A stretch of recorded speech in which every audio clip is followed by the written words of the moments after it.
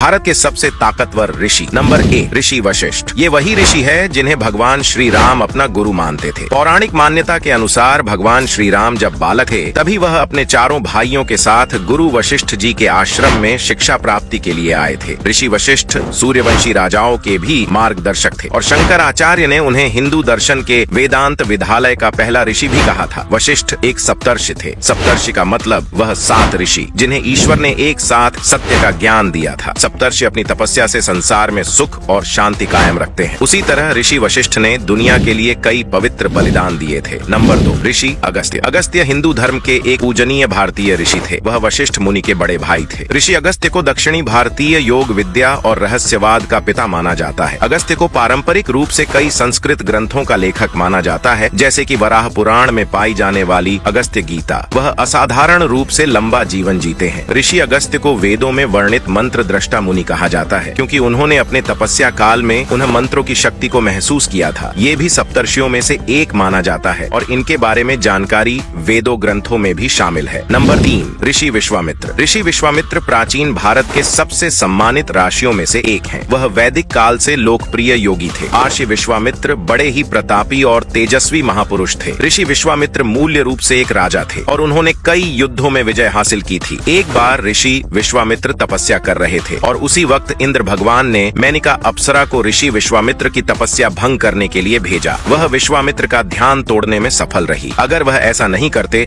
तो ऋषि विश्वामित्र संसार के सबसे शक्तिशाली ऋषि बन जाते। वह अपनी शक्तियों से किसी के भी शरीर को स्वर्ग लोक पहुंचा सकते थे। नंबर 4, ऋषि वामदेव। वामदेव ऋग्वेद के चतुर्थ मंडल के सूक्त दृष्टा गौतम ऋषि के पुत्र थे। पौराणिक कथाओं की माने तो वामदेव जब माँ के गर्भ में थे और तभी से उन्हें विगत 2 जन्मों का ज्ञान हो गया था। ऋषि वामदेव का नाम भी उन 7 ऋषियों के नाम में शामिल है। पौराणिक कथाओं के अनुसार वामदेव शिव जी के भगत थे और हमेशा अपने शरीर पर भस्म लगाकर रखते थे। वैदिक काल के ऋषि वामदेव एक परम ज्ञानी थे। उन्हें संगीत का रचयिता भी कहा जाता है। इनके पास संगीत की वो ताकत थी जो किसी के पास नहीं थी। नंबर 5, ऋषि परशुराम। परशुराम शिव जी के परम भगत थे। वैसे तो परशुराम के माता पिता उन्हें राम कहकर पुकारते थे, लेकिन एक दिन भगवान शिव ने उन्हें असुरों का नाश करने के लिए कहा और राम ने बिना किसी अस्त्र से असुरों का नाश कर दिया। उनके इसी पराक्रम को देख भगवान शिव ने उन्हें परशु प्रदान किया। इस अस्त्र को प्राप्त करते ही राम का नाम परशुराम हो गया। महाभारत और पुराणों के अनुसार परशुराम का जन्म ऋषि जमदग्नि और उनकी क्षत्रिय पत्नी रेणुका से हुआ था। भगवान परशुराम भगवान शिव